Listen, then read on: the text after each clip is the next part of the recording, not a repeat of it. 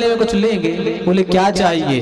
बोले आप ये भागवत की कथा चल के हमें स्वर्ग में सुना दो, ये भागवत की कथा हमें स्वर्ग में सुना दो और ये अमृत आप परीक्षित को पिला दो। सुखदेव जी समझ गए, वाह ये व्यापारी बन के आए हैं, देवता व्यापारी बन के आए हैं। बताओ, कांच से मणि की तुलना कर रहे हैं। किसी के पास मणि हो, वो मणि कांच के बदले में दे देगा क्या आपको? नहीं देगा। कहा मणि कहाँ, कांच कहाँ? तो देवता है स्वार्थी, देवता स्वार्थी, अपना स्वार्थ सिद्ध करना चाहते हैं। तो देवताओं से सुखदेव जी ने डांट के भगा दिया, देवताओं को सुखदेव जी ने डांट के भगा दिया।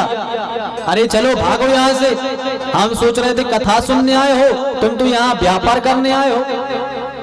अरे कथा सुननी थी, चुपचाप आते बैठते, हम कथा सुना रहे थे, सुनते चले जाते। हमसे व्यापार करने आए हो, चलो भागो यहाँ से, तुम्हें कथा सुनाएंगे ही नहीं हम। तो सुखदेव जी ने देवताओं को, इंद्र को डांट के भगा दिया, भागो तुम्हें कथा नहीं सुनाएंगे। इसलिए भागवत में लिखा है, श्रीमद् भागवती वार्ता सुराणाम अपि दुर्लभा, देवताओं को सुलभ नहीं है, भगा देते हैं सुखदेव जी। और हम सबको तो बड़ी सुलभता के साथ में सुनने मिल रही है। ऐसी कथा है। जब देवताओं को भगा दिया सुखदेव जी ने, इंद्र बड़े गुस्सा हो गए कि बताओ हमें भगा दिया सुखदेव ने। ब्रह्मा जी के पास पहुंच गए, ब्रह्मा जी के पास में गए, बोले ब्रह्मा जी ये भागवत आखिर है क्या? बताओ, सुखदेव ने हमको भगा दिया देवताओं को। परीक्षित ब्रह्मा जी को भी लगा कि वाह, देवताओं को भगा दिया, ऐसी कैसी कथा है? तो ब्रह्मा जी ने कहा रुक जाओ, एक काम करो, 7 दिन तुम देखो बैठ के, 7 दिन बैठ के देखो, यदि परीक्षित का कल्याण हो गया फिर हम फिर करेंगे उसकी परीक्षा।